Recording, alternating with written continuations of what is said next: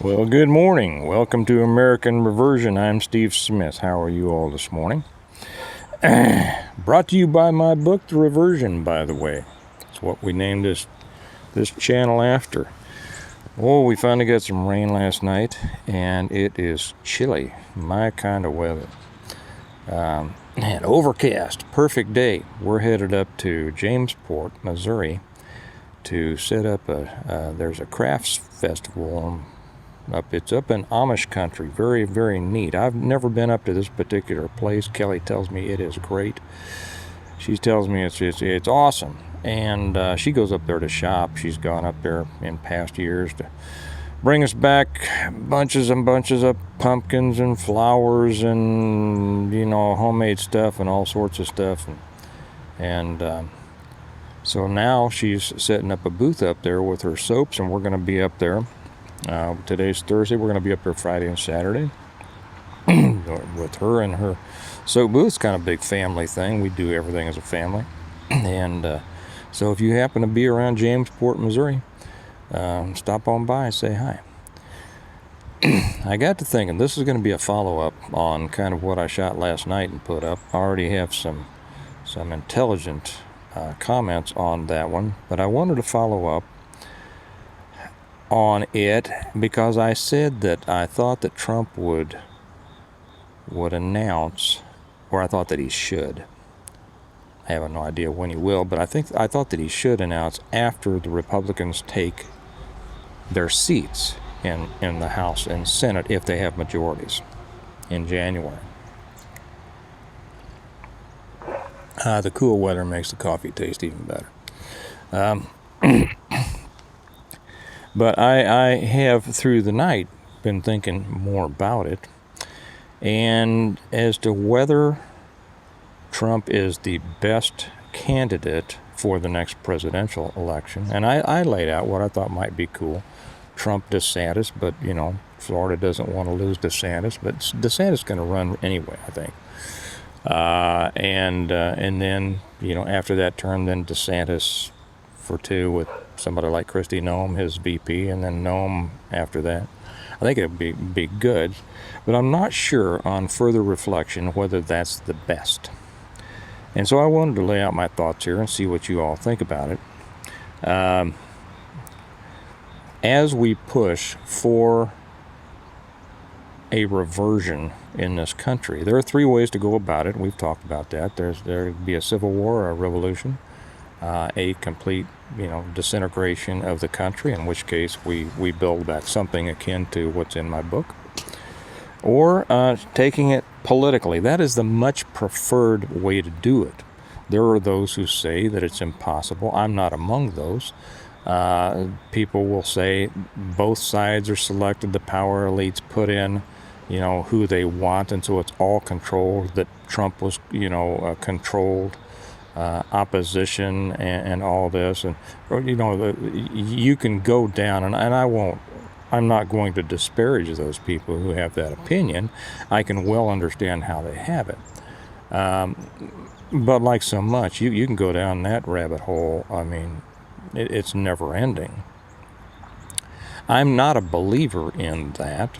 I'm a believer that usually, when you go back to the differences between the Clintons and the Bushes and the Obamas and all that, no big distinction. They were all on the same team, and so I agree to that extent. There have been some who were not on the team. Reagan was not on the team. He got along with them, but he said something that was very important that we're going to get back to in a minute. And I do not believe that Trump was on the team. Yes, but Steve, he was a Democrat most of his life. He gave money to the Democrats, and that's right. He was a New York guy, and New York is controlled by Democrats. He was a New York businessman. And if you wanted to get along in New York, you gave money to the people whose palms you needed to grease, okay? And he did business, okay? When he decided to get into politics, which I do believe was because he was so disgusted in what was going on in the country, and he is at his heart a true-blooded American, red-blooded American. And if you don't believe that, Go back and study his life, and I don't mean from The Apprentice on. I think too many people make their judgments on him as, The Apprentice on. No, go back and look at his life. But that doesn't necessarily mean that he is the best for this run, in my opinion. Now, let me send in all sorts of qualifiers here, okay? Am I a supporter of Trump? I sure am. I am. I love the way that he fights. I love the way that he doesn't take it. I love the way he doesn't lay down. I love the way that I just love the way that he has stood up against people in our own country and around the world with the MAGA message. And with everything that was against him. I mean, my gosh, he had the entire opposition against him, plus 90% of the people that should have been on his own side, and he still got a lot done. And if you question that, you weren't paying attention. Okay, and I won't list everything here that he's done, but if you don't think that we ought to be energy independent, well then, the Dems are your guys, right? Okay. So what do I think would be the best thing to do? Going forward, I still think that Trump should run. I think DeSantis should run. There are some other people out there making noises that they want to run. Youngkin, he doesn't have a chance. Too often these governors, they get in and they feel that well, they've got a mandate now because they won a surprise race in their own state. And the people around them, the reason they get to feeling this way is because the people around them are telling them how wonderful they are, and they're the future, and it's the old big fish in a small pond syndrome that they think that their influence and power and support goes far beyond their own little world, and it doesn't. Now there are those occasions to where unbelievably pissant little governors have made it up, Bill Clinton being one. But that was only because George Bush the first was so strong, nobody thought he could be beat.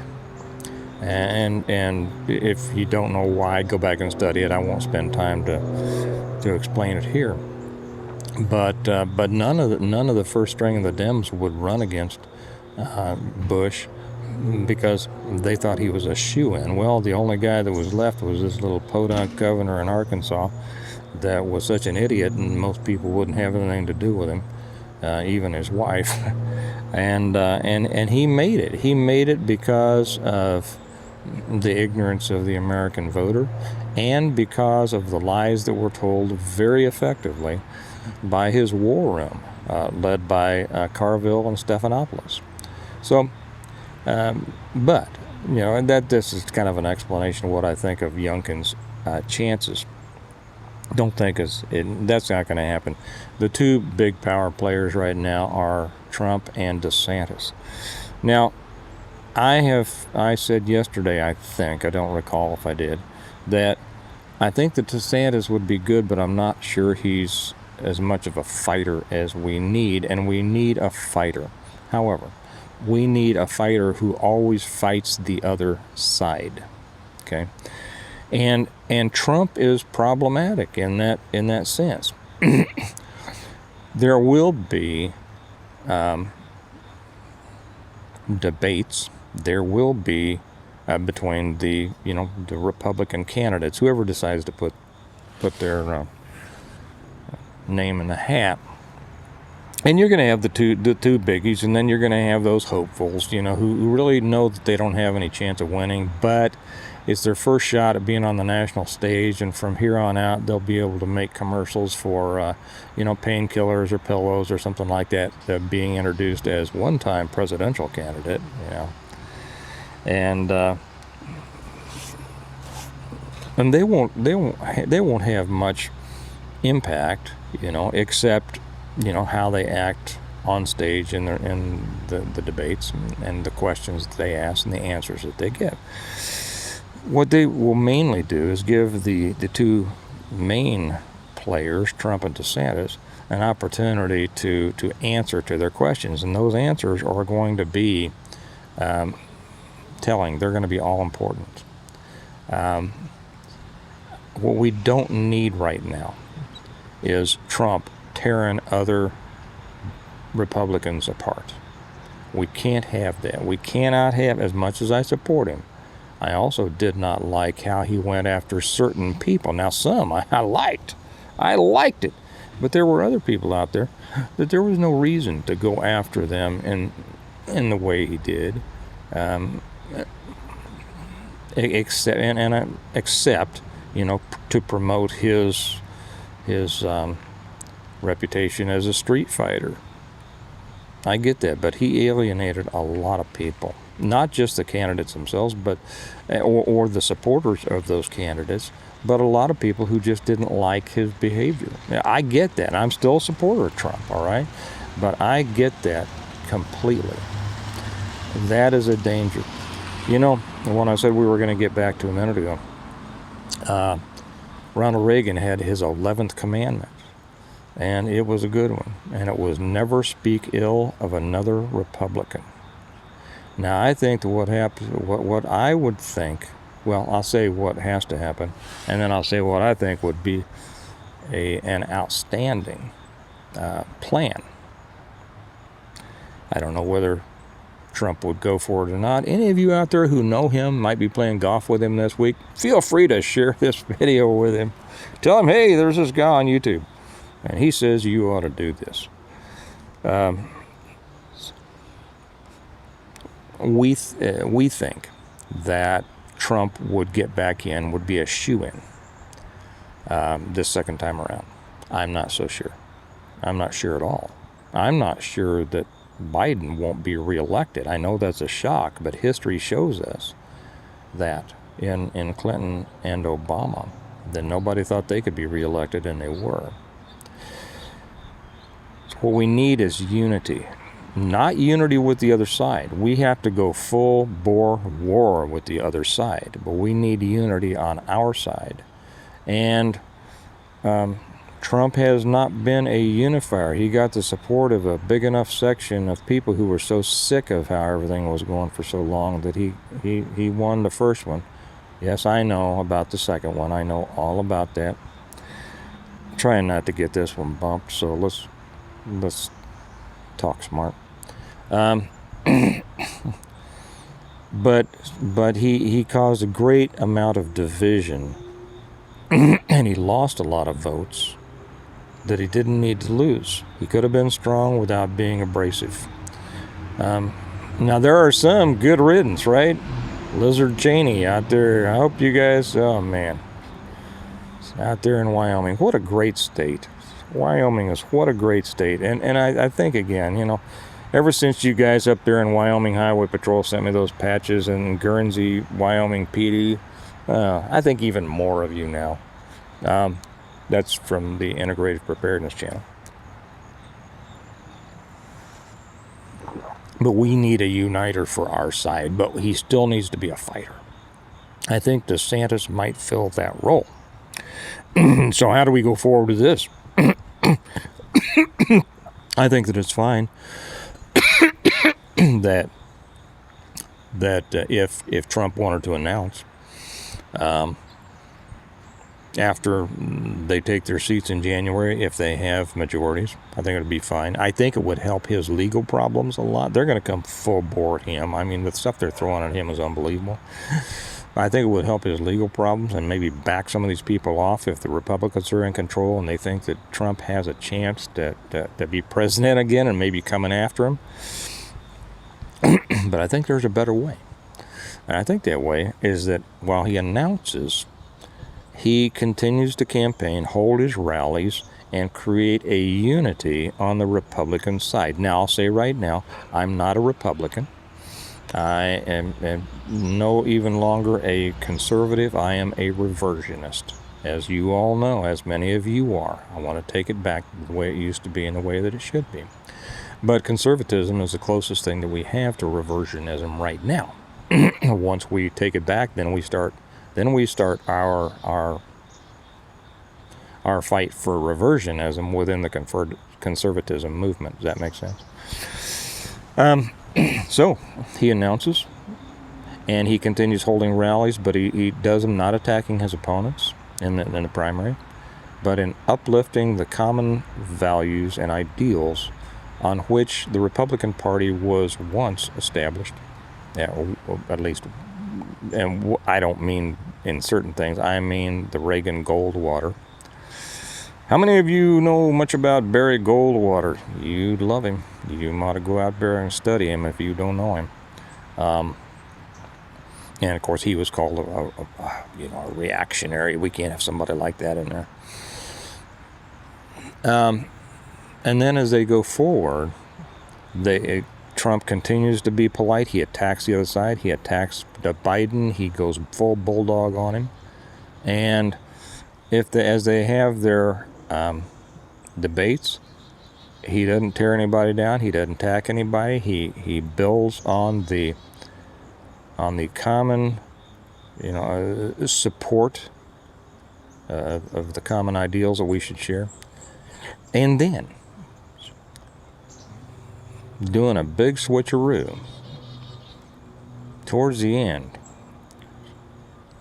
he withdraws from the presidential race to run for his district in Florida in the House, throws all the support that he's won to Desantis, who will draw a lot of those middle ground people. And remember, I don't care what a staunch, whatever you are, the battleground is in the middle. It's in the don't knows.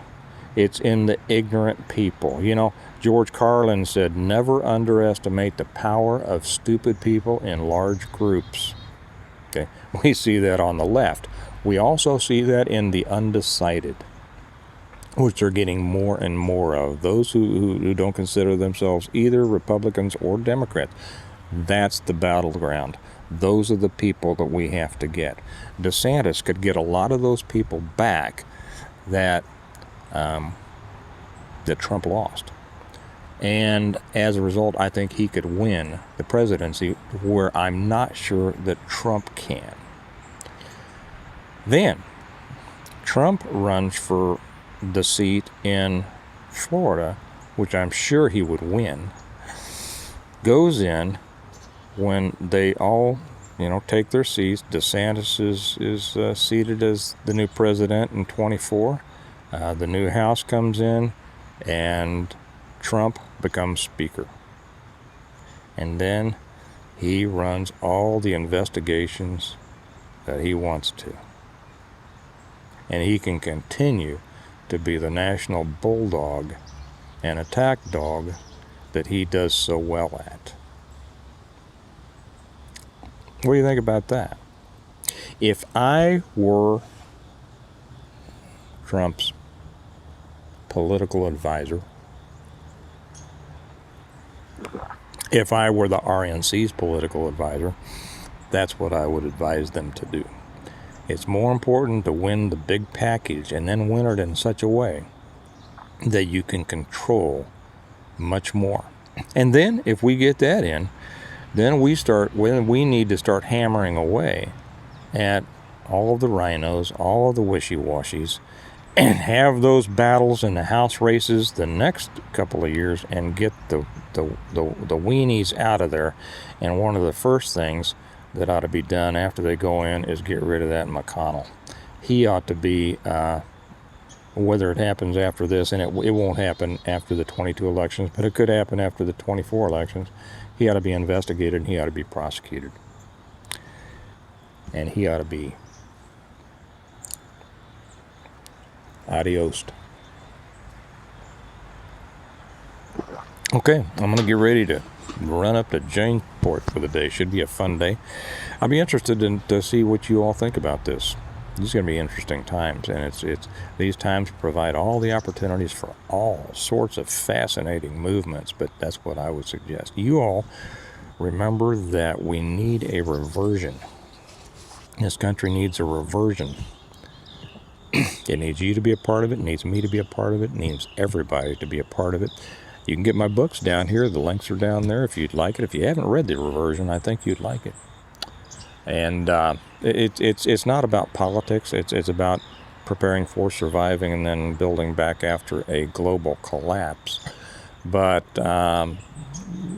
politics are in there, and morality is in there, and the ideals that our country was based on is in there, and family and preparing and all those kinds of things. I know a lot of you on this channel also have read the book. So, let the other ones know. Tell the other ones. If you haven't read the book, what did you think of it? And you all have a good day, and I'll talk to you later. Bye-bye.